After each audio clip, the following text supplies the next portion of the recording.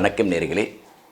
அனைவருக்கும் 2024 ஆங்கில புத்தாண்டு நல்வாழ்த்துக்கள். Happy new years. பொதுவாக ஒவ்வொரு வருடம் பிறக்கும் பொழுதும் அந்த பிறக்கக்கூடிய வருடம் நமக்கெல்லாம் எந்த அளவுக்கு சாதகமாக இருக்கும் அப்படிங்கிறத எதிர்நோக்கி தான் அனைத்து மக்களும் இருக்கும். அந்த அடிப்படையில் 2024 எவ்வாறாக அமையப்பெறும் அப்படிங்கிறதுல ஒரு பெரிய எதிர்பார்ப்பு. இந்த 2024 அப்படின்னா 2024 அப்படின்னு நாம் பிரிக்கலாம். பிரிக்கும் பொழுது 20, 24, 44 2 நாட்கள் 4 சேர்ந்தால் 8. இந்த 8 அப்படிங்கிற இலக்கத்துக்கு உரியவர் பகவான் சனி. இந்த சனி பகவான் இந்த வருடத்தின் கூட்டுத்தொகையாக வரும்பொழுது அவருடைய ஆதிக்கம் என்ற அடிப்படையிலேயே இன்றைக்கி நாம் இந்த பலன்களை காண்போம். இலக்கம் 8 என்பது எல்லாமே நம்மளுடைய பராக்கிரமத்தையும் நமக்கு இருக்கக்கூடிய வெற்றி வாய்ப்புகளும் அதே சமயத்தில் சில தைரிய குறைபாடுகள் அல்லது அச்ச உணர்வுகள் இப்படி நம்ம எந்த ரூபத்தில் வேணாலும் அந்த 8 எடுத்துக்கலாம். 8 அப்படிங்கிறத நிறைய பேர் பொதுவாகவே அதற்கு ஒரு பயமான ஒரு எண் அப்படிங்கிற மாதிரி மனசில் எல்லோரும் வச்சுருக்காங்க. ஆனால் சனி பகவான் 8ஆம் தேதி அப்படிங்கிறது 2 விதமான மேல் உலகம் கீழ் உலகம் சொல்லக்கூடிய நடுப்புற இருக்கிறது தான் பூலோகம். அப்போ மேலே ஒரு ரவுண்டு கீழே ஒரு ரவுண்டு போட்டால் ரெண்டுத்தையும் இணைக்கிறது பூலோகம். அதுதான் 8. இந்த 8ஐ 2ஆக சரியாக பிரிச்சிங்க அப்படின்னா 2 பூஜ்ஜியம்னு வரும், அல்லது 2 கோள் 2 வட்டம் அப்படின்னு எடுத்துக்கலாம். இது ரெண்டையும் இணைக்கிறது தான் பூமி. அந்த இணைப்பது தான் நாம். அந்த அடிப்படையில் தான் அந்த 8ஐ நாம் எடுத்துக்கணும். இந்த 8 என்பது ரொம்ப ரொம்ப ரொம்ப தீர்க்கமான, விவரமான, இன்னும் சொல்லப்போனால் அதீத தைரியமான இலக்கமாக தான் நம்ம இதில் அர்த்தம் கொள்ளணும். பல பேர் அந்த 8ஐ தவறாக கூட சித்தரிக்கிறாங்க. இல்லை அவங்களுடைய மனோ எண்ணங்களுக்கு தகுந்த மாதிரி 8க்கு ஒரு அபிப்பிராயம் கொடுக்குறாங்க. ஆனால் 8ஆம் இடம் அப்படிங்கிறது ஜோதிடத்தில், அதாவது அவருடைய ஜனன ஜாதகத்தில் ஆயுள் பலத்தை குறிக்கக்கூடியது. லக்னாதிபதின்னு சொல்லக்கூடியவரும் அஷ்டமாதிபதினா 8ஆம் இடம். அஷ்டமாதிபதியும் ஒரு ஜாதகத்தில் லக்னாதிபதி வலுத்தும் அஷ்டமாதிபதி மறைந்தும் இருக்கணும் அப்படிங்கிறது சாஸ்திரம். இப்போ என்ன காரணம் அப்படின்னா, அஷ்டமாதிபதி அப்படிங்கிறது நீண்ட ஆயுளை கொடுக்கக்கூடியவர். நேரடியாக எல்லாருக்கும் தெரியறதில்லை. அந்த மாதிரி ஒரு 8 இலக்கத்தில் இந்த வருடம் பிறக்குது. அதனால் மிகச்சிறந்த ஒரு பலனை அனைத்து மக்களுக்கும் சனி பகவானால் தர்றதற்கான முழுமையான பலன்களை பெற வேண்டும் என்ற உயர்ந்த எண்ணத்தோடு இறைவனை இந்த புத்தாண்டு 2024 ஆங்கில புத்தாண்டு வரக்கூடிய 12 மாதங்களும் 2024 12 மாதங்கள் 365 நாட்களும் மனமகிழ்ச்சியுடன் எல்லா விதமான அஷ்ட ஐஸ்வர்யங்களும் பெற வேண்டி, திடகாத்திரமான ஆரோக்கியத்தை பெற வேண்டி, நமக்கெல்லாம் மன சந்தோஷத்தை தர வேண்டும் என்று சனி பகவானை பிரார்த்தித்து, சனி பகவானின் மேல் தேவதை உலகமே அண்டசராசரங்கள் 14 உலகத்துக்கும் அதிபதியாக இருக்கக்கூடிய எம்பெருமான் பரமேஸ்வரனுடைய பூர்ண அருளை சிவபெருமான் இட்ட கட்டளை தான் சனி பகவான் செய்கிறார் என்று நம்முடைய சாஸ்திரம் சொல்லும். அந்த அடிப்படையிலே எல்லாம் வல்ல உமையோர் உபாகன் இறைவன் சிவபெருமான் பூரணமான அருளை 2024 தர வேண்டும், தரும் என்ற அடிப்படையிலே இந்த ராசி பலனை காண்போம். 2024 பொதுவாக பெரிய மாற்றங்கள்லாம் கிரகங்கள்லாம் இல்லை. சனி பகவான் 2024 எந்த பயிற்சியும் அடையலை. ஏன்னா கடந்த 2023 பயிற்சியான பிறகு 2.5 ஆண்டு காலங்கள் ஏறத்தாழ சனி பகவான் கும்பத்தில் தான் இருக்க போகிறார். அதில் மாற்று கருத்து இல்லை. அதேமாரி ராகு பகவானும் மீனத்திலையும், கேது பகவான் கன்னியிலையும் இருக்க போகிறார். அது 2024 மாற்றம் இல்லை. குரு பகவான் ஏப்ரல் மாதம் முடிய மேஷத்துலேயும், ஏப்ரல் மாதத்துக்கு பிறகு இருக்கக்கூடிய, அதாவது மே மாதத்துக்கு பிறகு அவர் ரிஷபத்தில் சஞ்சாரம் பண்ணுறார். ஆக இந்த 3 கிரகங்கள், ராகு கேதுகள், சனி பகவான் அதுக்கடுத்து குரு பகவான் இவங்கள்லாம் வந்து பெரிய கிரகங்கள். வருடம் ஒரு முறை, 2.5 ஆண்டுகளுக்கு ஒரு முறை, 1.5 ஆண்டுகளுக்கு ஒரு முறை பெயரக்கூடிய கிரகங்கள் எதுவும் இயல்பாக இந்த 2024 பயிற்சி அடையலை. அது ஏப்ரல் மாதத்துக்கு மேலே குரு பகவான் பயிற்சி தவிர வேறு எதுவும் இல்லை. அவர் டிசம்பர் மாதம் முடிய அங்கே தான் இருக்கார். மற்ற ஏனைய கிரகங்கள் சூரியன், சந்திரன் 2.25 நாளுக்கு ஒரு முறை மாறுறாரு. சூரியன் மாதம் மாறுறாரு. செவ்வாய் கிட்டத்தட்ட 1.5 மாதத்துக்கு விட்டு, மற்ற சுக்கிரன், புதன் இவங்கெல்லாம் வந்து பார்த்திங்கன்னா மாதம் ஒரு முறை மாறுறது, இல்லை 20-25 நாளுக்கு ஒரு முறை மாறுறது, இந்த மாதிரியான ஒரு அமைப்புகள் இருக்கும். ஆக நம்ம என்ன எதிர்பார்க்குறோம், பெருத்த கிரகங்கள் அப்படின்னு பார்க்கக்கூடிய கிரகங்கள் எல்லாமே நல்ல நிலையில் இருக்குது. இப்போ ரிஷபத்தில் இருக்கக்கூடிய பகவான் குரு எவ்வாறாக பலனை அந்த குரு பயிற்சி வரும்போது எல்லாம் பார்த்துப்பீங்க. ஆக இந்த 2024 மிகச்சிறந்த ஒரு பலனை கண்டிப்பாக தரும். ஏன்னா சனியுடைய ஆதிக்கம் பெறக்கூடிய ஒரு இலக்கம் 8. அதனால் நல்ல நாட்டில் மழை நல்லா பெய்யணும். எல்லா விதத்துலேயும் நமக்கு வந்து குறைபாடு இருக்கக்கூடியது. மழை குறைவு இருந்தால் விவசாயங்கள் சிறப்பாக இருக்காது. ஆக மழை சிறப்பாக இருக்கணும். நாட்டு மக்களுக்கு இந்த தீய நுண்கிருமிகளால் அச்சம் ஏற்படக்கூடாது. அதற்கு தகுந்த மாதிரி இந்த 2024 அமையணும். பிறகு நாட்டில் போர் எங்கேயும் இல்லாமல் மக்கள் அமைதியாக வாழ வேண்டும். இது வந்து ஒரு குறிப்பிட்டு உலகம் முழுவதும் இருக்கக்கூடிய ஒரு வருடப்பிறப்புங்கும் பொழுது ஒரு சில இடங்களில் இந்த மாதிரியான ஒரு பதட்டம், அச்சம் இருக்கத்தான் செய்யும். அதை நம்ம மாற்ற முடியாது. என்ன காரணம், பெரும்பாலான குறிப்பாக உலகம் முழுவதும் இருக்கக்கூடிய எல்லா துணைக்கண்டங்களிலையும் ஒரே மாதிரியான பலன்கள் இருக்குங்கிறதுக்கு எந்த வருடமும் சொல்ல முடியாது. சில வருடங்களில் கிழக்கு பகுதிகள், சில வருடங்களில் மேற்கு பகுதிகள், சில வருடங்களில் வடக்கு பகுதிகள், இவ்வாறாக அதோடைய கிரகத்துடைய தாக்கம் இருக்கத்தான் செய்யும்.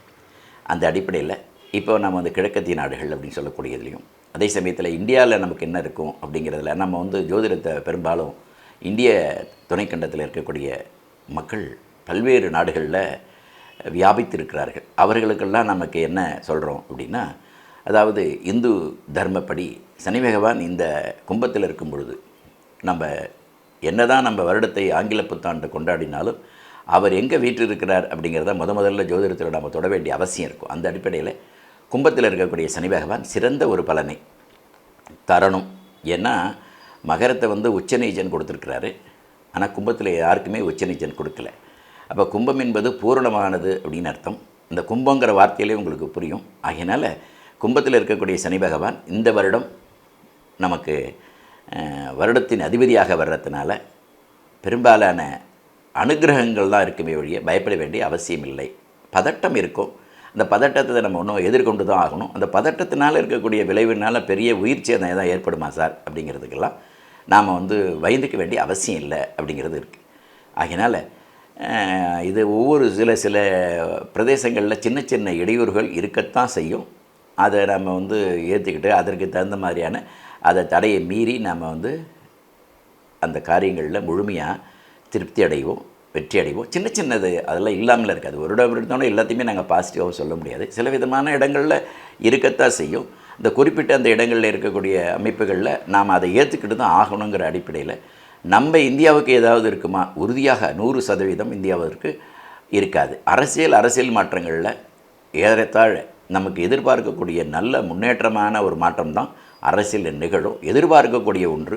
அந்த எதிர்பார்க்கிறது மனமகிழ்ச்சி தருமா அரசியலில் அப்படிங்கிறது, ராஜாக்கள் அப்படிங்கிறது நமக்கு தைரியமான பல நன்மைகளை, புதிய வழிவகைகளை, புதிய திட்டங்களை, நாட்டு மக்களுக்கு நலன்கள் அளிக்கக்கூடிய திட்டங்களை வகுத்து அதற்கு தகுந்த மாதிரி ஆட்சியாளர்கள் நமக்கு ஆட்சியை தருவார்கள் அப்படிங்கிறதுல தெளிவான ஒரு சிந்தனைக்கு நம்ம இருக்கலாம். ஆகவே வரக்கூடிய அந்த நாட்களில் சிறப்பாக இருந்து நம்மெல்லாம் எல்லோரும் சந்தோஷமாக இந்த புத்தாண்டை கொண்டாடுவோம். 2024 ஜனவரி மாதம் மீனராசிக்கு எவ்வாறாக அப்படின்னு பார்க்கலாமா? மீனராசி அன்பர்களே, எப்பொழுதும் இதனால் ரொம்ப ஜாலியாக இருந்தீங்க. இப்போ 7.5 பகவான் 7.5 சனி அப்படிங்கிறது இப்போ சமீப காலமாக உங்களை பிடிச்சிருக்கிறாரு அப்படின்னு நம்ம எடுத்துக்கலாம். இருந்தாலும் தப்பில்லை. மீனராசி அப்படின்னு எடுத்துக்கிட்டிங்கன்னா பூரட்டாதி 4ஆம் பாதம், உத்திரட்டாதி, ரேவதி. இவங்களுக்கெல்லாம் அதிபதி, மீனராசிக்கு அதிபதி பகவான் குரு. குரு எங்கே இருக்கிறாரு? ஏப்ரல் மாதம் முடிய 2ஆம் வீடுன்னு சொல்லக்கூடிய மேஷத்தில் தான் இருக்கிறாரு. சனி பகவான் அவருடைய வீடு 12, 12 தான் சனி பகவான் இருக்கிறாரு. ரொம்ப விசேஷம் தான். 12 சனி இருக்கிறது விசேஷம். ஆனால் 7 சனி 12ஆம் வீட்டில் இருக்கிறது எப்படி விசேஷம் சொல்கிறீங்கன்னா, அந்த மாதிரியான கிரகங்கள்லாம் மறைவான இடங்களில் இருப்பது விசேஷம். ஆனால் மறைவான இடங்களில் இருக்கிறது விசேஷம்னா 12 இருந்தால் 7 சனி எல்லா ராசிக்கும் வரும். எல்லா ராசிக்கும் 12 சனி பகவான் தான் 7 சனி தான். ஒரு ஜாதகத்தில் 12ஆம் இடத்துல இருக்கிறாரு அவர் லக்னத்தில் அப்படிங்கிறது ஒரு இப்படியோ, அதேமாரி ராசிக்கு 12 இருக்கிறாரு அப்படின்னா அப்போ 7 சனியில் தான் அந்த குழந்தை பிறந்திருக்கங்களால் எங்களால் யூகம் பண்ண முடியும். ஆகவே இப்போ 7 சனியில் தான் நீங்கள் இருக்கீங்க. அதில் குரு பகவான் ராசிநாதன் 2ஆம் வீட்டில் இருக்கிறார். 2ஆம் வீட்டில் இருந்து உங்களை ஜீவனஸ்தானம் சொல்லக்கூடிய 9ஆம் பாரியை 10ஆம் வீடை பார்த்துறாரு. 10ஆம் வீடு மீனத்தை 9ஆம் பாரியை பார்க்குறார். அப்போ குரு உங்களுக்கு நிறைய அனுகூலத்தை கொடுக்க போகிறாரு. குரு பகவான் பிரமாதமான பலனை தருவார், நம்பலாம்.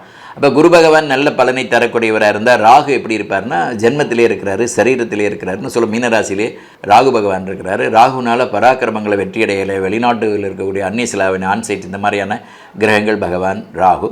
அப்போ மீனராசிக்கு 7ஆம் வீடுன்னு சொல்லக்கூடிய பிரமாதமான நிலையில் குறிப்பாக கன்னியில் கேது பகவான் இருக்கிறார். அப்போ மீனராசிக்கு லாபஸ்தானத்தில் மாதத்தின் பிற்பகுதின்னு சொல்லக்கூடிய 15 ஜனவரிலேருந்து சூரிய பகவான் வரப்போகிறாரு. சூரியன் 11 இருக்கிறது ரொம்ப ரொம்ப விசேஷம். ஆகியனால தை பிறந்தால் வழி பிறக்குன்னு சொல்லக்கூடிய தை மாதம் 1ஆம் தேதி ஜனவரி 15ஆம் தேதி ரொம்ப சிறப்பாக மாதத்தின் பிற்பகுதி முற்பகுதியை விட தனுசில் இருக்கிற சூரியனை விட மகரத்தில் சூரியன் வரும்போது இன்னும் சிறப்பு. மகரத்தில் சூரியன் வந்தால் அவங்க ராசியை அவர் பார்ப்பார். ஆகவே நல்ல பலனை கண்டிப்பாக மீனராசிக்கு ஏனைய கிரகங்கள்லாம் தரப்போகுது. சனி பகவான் மட்டுமே தான் உங்களுக்கு 7 சனின்னு சொல்லக்கூடிய விரயஸ்தானத்தில் 12ஆம் வீட்டில் இருக்கிறாரு. இருந்தாலும் தப்பு இல்லை, பல சாதனைகளை நமக்கு தர்றதும் சனி பகவான் தான். ஆகையினால இந்த வருடத்தின் அதிபதியும் அவரே தான். 2024க்கு அதிபதி பகவான் சனி. அவரே நியாயமாக நல்ல இடத்துல குறிப்பாக அவருடைய விரயஸ்தானம் சொல்லக்கூடிய 12ஆம் வீட்டில் அது சயன கிரகமாக இருந்தாலும் கூட நிறைய விதமான நன்மைகளை தரப்போகுது. ஆகையினால அவர் மட்டுமே நம்மளை யாருன்னு காட்டுவார். இன்னும் நல்லா பழகிட்டு இருக்கீங்க, அவர்கிட்ட நீங்கள் உதவி கேட்குறீங்க, அந்த உதவி அவரால் செய்ய முடியும். அந்த உதவி செய்யக்கூடியவராக இருந்தும் கூட அவர் உங்களுக்கு செய்யலைங்கிறத உணர்த்தவர் யாருன்னா சனி பகவான் தான். ஏன் உணர்த்துறாரு அப்படின்னா நமக்கு தெரியணும். நம்ம ஒரு 20 ஆண்டு 25 ஆண்டு 30 ஆண்டாக அவர்கிட்ட நம்ம பழகிட்டு இருப்போம். ஆனால் அவருக்கு அந்த ஏபிள் ஹேண்டாக தான் இருப்பார். இருந்தாலும் 7 சனியில் நமக்கு ஒரு அவரை பற்றின விளக்கத்தை, அவரை பற்றின அபிப்பிராயங்களை நமக்கு பூர்ணமாக தெரிவிக்கிறது சனி பகவான் தான்.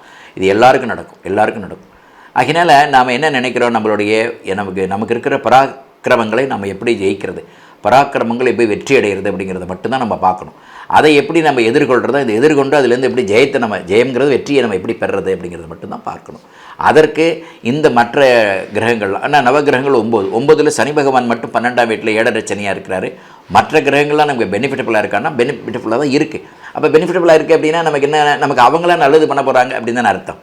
ஆக ஒரு கிரகங்கள் அனுகூலம் இல்லாத பொழுது, அது கொஞ்சம் அனுகூலம் இல்லை அப்படிங்கிறதுனால மட்டுமே நம்ம எடுத்துக்காமல் மற்ற ஏனைய கிரகங்கள் அனுகூலத்தில் இருக்கிறதுனால, இந்த அனுகூலம் இல்லாத கிரகத்தினால நடக்கக்கூடிய சின்ன சின்ன தடை அல்லது அதற்கான ஒரு இதெல்லாம் மாற்றம் ஏற்படும். ஏன்னா இது ஒரு பக்கம் இருந்தாலும் இதுலேருந்து இருக்கக்கூடிய முன்னேற்றத்தை உறுதியாக மற்ற கிரகங்கள் தந்து தான் ஆகணும்.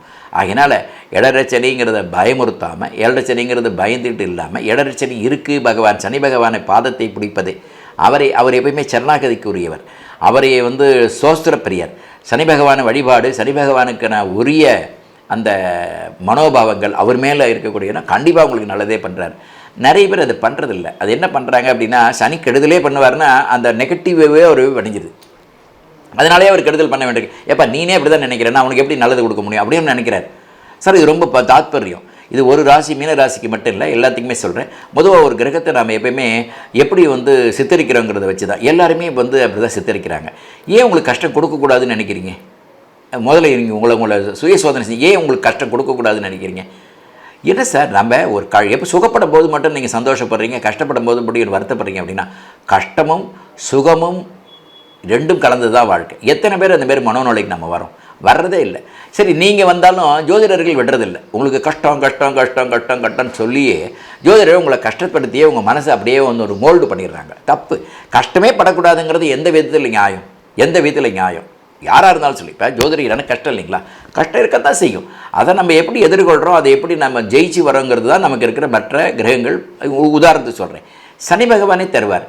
நம்ம அவர் சித்தரிக்கிற விதத்தை பொறுத்து இருக்குது. நிறைய பேர் பார்த்திங்களா, இப்போ உதாரணத்துக்கு திருநள்ளாறு போயிட்டு வராங்க அப்படின்னு பார்த்தீங்கன்னா, அங்கே இருக்கக்கூடியவர்கள், அங்கே இருக்கக்கூடிய சிவாச்சாரிய பெருமக்களை நான் பேசலை, மற்ற மற்ற வேறு தொழிலில் இருக்கிறவங்கெல்லாம் சனி பகவானை சித்தரிக்கிற விதம், நீங்கள் தேங்காய் முடி எடுத்துகிட்டு போகிறாங்க, நீங்கள் அதை பண்ணாதீங்கிறாங்க, அந்த திவ்விதி பிரசை எடுத்து அவரை போது வேற எங்கேயும் போகக்கூடாதுங்கிறாங்க. இப்படிலாம் நிறைய சித்தரிச்சு தவறாகவே அவர் சித்தரிக்கிறாங்க.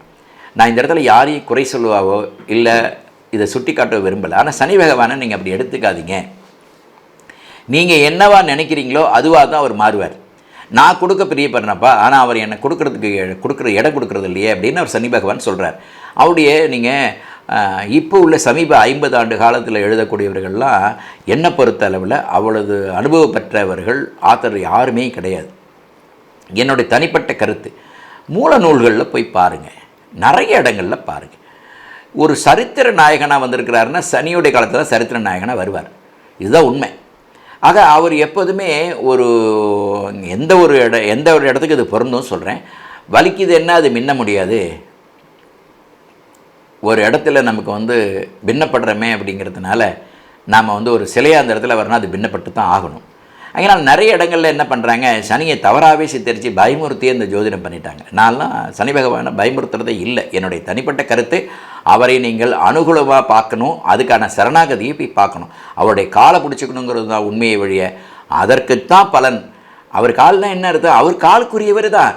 போய் சனி பகவான் வழிபாடு எடுத்தால் தடை கொடுப்பாரு, தடையெல்லாம் கொடுப்பாரு, போக முடியாத அளவு கொடுப்பாரு, கொடுக்குறதா ஒரு வேலை. ஏன்னா அவர் அவங்களுக்கு வேண்டிய எல்லா விதமான இதெல்லாம் வாங்கி வந்த நியதிகள், கட்டளைகள் அதெல்லாம் அவர் நிறைவேற்றித்தான் ஆகணும். நிறைவேற்ற வேண்டியது அவருடைய வேலை. அவர் தர்மத்தின் நாயகன், தர்மத்தை கடைபிடிக்கக்கூடியவர், அவர் செஞ்சு தான் ஆகணும். அந்த செய்கிறத நான் தாங்குகிற அளவுக்கு செய்ப்பான்னு கேட்குறதுக்கு நமக்கு ரைட்ஸ் இருக்குது. அது நீங்கள் அங்கே கேட்கணும். அப்படி கேட்கும்போது அவர் கண்டிப்பாக செய்வார். நிறைய பேர் அப்படி இருக்கிறது இல்லை. அவரை கண்டு அவரை துஷ்டனாகவே பாவிக்கும் போது அவர் துஷ்டமாக தான் செய்ய முடியும், கெடுதல் தான் பண்ண முடியும். நீங்கள் என்னவாக நினைக்கிறாயோ அதுதான் நீ ஆக போகிறேன்னு சொல்லுவோம். அதனால் திரும்ப திரும்ப சொல்கிறேன், ஏழரை சனிங்கிறதுனால மட்டுமே நீங்கள் கஷ்டப்படலை. மற்ற ஏனைய கிரகங்கள்லாம் உங்களுக்கு அனுகூலம் கொடுக்க போகுது. அதனால் தெளிவாக சொல்கிறேன், சனி பகவான் உங்களுக்கு அனுகிரகக்கர்த்தாவாக வரப்போகிறார். அனுகிரகக்கர்த்தாவாக வரார் அப்படின்னா 12ஆம் வீட்டில் இருந்தாலும் பலவிதமான விரயத்தை கொடுத்தனாலும் அதில் பேரு புகழ் அந்தஸ்தை உங்களுக்கு கொடுக்க போகிறார். அப்படிங்கிறதுல உங்களை சுய சோதனைக்கு உங்களை ஆட்படுத்துவார். சுய சோதனைக்கு ஆட்படுத்தினா நீங்கள் யாருங்கிறத வெளியில் காட்டுறதுக்கான வாய்ப்புகளையும் உங்களுக்குள்ளேயே உங்களுக்கு தைரியத்தை உருவாக்குறது அவருடைய வேலை தான். அவர் கண்டிப்பாக செய்வார். 12 இருக்கிறதுனால விரையாண்டு நம்ம போக முடியாது. சரி, வாகனத்தில் நீங்கள் கவனமாக போகல, உங்களை நிலை தடுமாற வைக்கிற எற்களை விழுறீங்க, கவனமாக போகலைங்கிறது உங்களோட குறை தானே. அப்போ நீங்கள் கவனமாக அடுத்த ட்ரிப் நீங்கள் போகணுங்கிறத உணர்த்துறதுக்கு சின்ன ஒரு சர்க்கிள் கொடுக்க தான் செய்வார். அதை நீங்கள் ஏற்றுக்கிட்டு தான் ஆகணும். அவரை வழிபடும் பொழுது அது சாதாரணமாகிடும், பெருசாக பாதிக்காது. வழிபடாத பொழுது அவரை சித்தரிக்கிற ஒவ்வொரு சிந்தனைகளும் உங்களுக்கு நெகட்டிவாக போகும்போது அது கொஞ்சம் பெரிய பாதிப்புகளை, இந்த விபத்துகள் உங்களுக்கு பெரிய பாதிப்புகளை தரும். எப்போதுமே நல்லவர்களாக நினைங்க. உறுதியாக நல்லா திரும்ப திரும்ப சொல்கிறேன், நீங்கள் எந்த கிரகங்களையுமே நெகட்டிவாக பார்க்காதீங்க, அது பாசிட்டிவாக பாருங்கள். நெகட்டிவாக பார்க்குற ஜோசியத்துக்கு முன்னாடி வந்துடுங்க. நிறைய ஊடகங்களில் சகிக்க முடியல அந்த மாதிரிலாம் சொல்கிறாங்க. அதெல்லாம் ஒன்று, அவங்களாம் பெரிய ஜீனியர்ஸ்லாம் கிடையாது. அவங்களாம் பெரிய கூச்சில்லை. கூச்சில்லை, சராசரி ஒரு தனி மனிதனுடைய வாழ்க்கையில் போய் பாருங்கள். அவரெல்லாம் பாருங்கள், ஒரு ஜோசியரை போய் அவருடைய சுயசேதரை பாருங்கள், அவர் எப்படின்னு பாருங்கள், அவருடைய வாழ்க்கை எப்படின்னு பாருங்கள், அவருக்குள்ள சுகபோதலும் பாருங்கள், பார்த்துட்டு ஜோசியம் பாருங்கள். இதுதான் உண்மை. என்னை பொறுத்தவரை எல்லா கிரகங்களுமே நமக்கு அனுகூலம் தருவதற்கு, அனுகிரகம் பண்ணுவதற்கு தான் இருக்குது. நமக்கு கெடுதல் பண்ணுறதுனா நம்மளை சுயசோதனை செய்வதற்கு தான் நவகிரகங்களை. சுயசோதனைனா உங்களை நீங்களே டெஸ்ட் பண்ணிக்கணும் சார். அப்போ டெஸ்ட் பண்ணிட்டு தான் நீங்கள் யாருன்னு உங்களுக்கு தெரியும். நீங்கள் அதுக்கு தான் திட்டமிட முடியும். இந்த திட்டம் உங்களுக்கு ஜெயமாகும். இந்த சிந்தனைகள்லாம் உங்களுக்கு வரணுங்கிறதுக்காக தான் இந்த இடத்துல அதை வலியுறுத்துகிறேன். இது பெரிய பதிவு. இந்த பெரிய பதிவை இந்த இடத்துல நான் கொடுக்க முடியல. நீண்ட நாள் கொடுக்கணும்னு ஆசை. ஆனால் மக்கள் மத்தியில் இந்த ராசி பலன் நம்ம எதிர்பார்க்குற அளவுக்கு மற்ற பதிவுகளுக்கு நீங்கள் தர்றதுக்கான வாய்ப்பு ரொம்ப குறைவாக இருக்குது. அதனால் நிறைய பதிவுகள் தேவை இருக்கிறவங்க என்னை தனியாக தொடர்பு கொள்ளலாம். அற்புதமான எல்லா கேள்விகளுக்கும் விஞ்ஞானபூர்வமான விளக்கம், எல்லா கேள்விகளுக்கும் விஞ்ஞானபூர்வமான விளக்கம் உங்களுக்கு தைரியமூட்டக்கூடியதாக இருக்கும். உங்களை உற்சாகத்தை குறைக்கிறதா இருக்காது, உங்களுக்கு உற்சாகம் ஊட்டுவதாக இருக்கும் என்று சொல்லி எல்லா விதமான சகல சௌபாக்கியங்களையும் இந்த ஜனவரியில் பெறுவீர்கள். சின்ன சின்ன இடையூறுகள் இருக்கும், பொருளாதாரத்தில் முன்னேற்றம் இருக்கும், உடல் ஆரோக்கியங்களில் சில கவனங்கள் இருக்கும், வாகனங்களில் கவனமாக போகணும். இதெல்லாம் எச்சரித்தாலும் மற்ற சனி பகவானை தாண்டி மற்ற கிரகங்களும் உங்களுக்கு நல்லது பண்ண போகுது. அப்படிங்கிறதையும் சனியும் நல்லது பண்ணுவார் நீங்கள் நினைத்தால், மற்ற கிரகங்களும் நல்லது பண்ண போகுது. அதனால் நிறைய பராக்கிரமங்களை அடைய போகிறீங்க. நிறைய தடைகளை மீறி, தடைகளை தாண்டி அதை சாதனையாக வெற்றியாக பண்ணுவீர்கள், பண்ணணும் அப்படிங்கிறத சொல்லி 2024 ஜனவரி மாதம் சகலவிதமான எல்லா விதமான தடையை மீறி வெற்றி வாய்ப்புகளை பெறுவீர்கள். குறிப்பாக சூரிய பகவான் 11ஆம் வீட்டில் வரும்பொழுது மாதத்தின் பிற்பகுதி 15ஆம் தேதி ஜனவரி மாதத்துலேருந்து ரொம்ப அபரிவிதமான பலனை உங்களுக்கு தர வேண்டும் என்று வாழ்த்து சொல்லி நன்றி.